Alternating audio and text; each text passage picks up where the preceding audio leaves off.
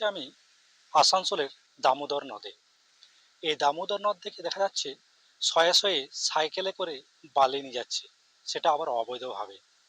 গতকালে দেখা গিয়েছে কুলটি এলাকায় কিছু মানুষ তাদের বক্তব্য যে আমাদেরকে বালি চালাতে দিতে হবে, প্রশাসনকে, পুলিশ প্রশাসনকে নিয়ে এই নিয়ে খুব তারা বিক্ষোভও করেছেন।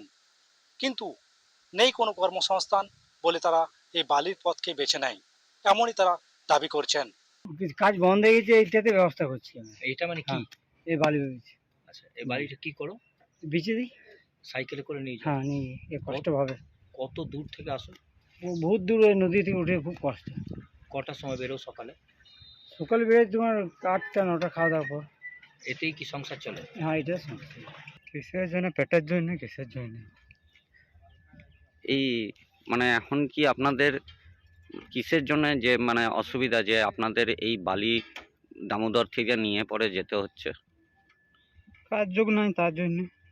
যে আমরা मोटामोटी 200-250 लोग আমরা ড্রাইভার ক্লাসের লোক, हम लोग डेली कमाने खाने वाला লোক আছি। আমাদের কোনো সাধন নাই, কোনো কাজ ধান্দা নাই, কোনো কলকারখানা এখানে নাই বলে আমরা বালি চালাচ্ছিলাম।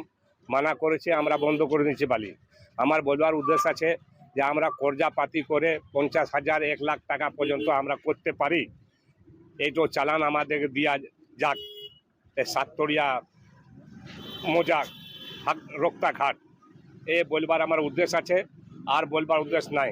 আর কোনো না আপনারা চালান দিবেন তো বালি কোনো মধ্যে আমরা চালাবই। যে গুলি খাইতে হবে তো আমি গুলি খাই মরে যাবো। আমার নাম আছে আজিজ খান। যে আমাদের নেই কোনো কর্মসংস্থান, তাই এই অবৈধ বালি চালকের পথ বেছে নেয়। আসানসোল থেকে উৎপল পাথর, আমার শহর, কলকাতা টিভি।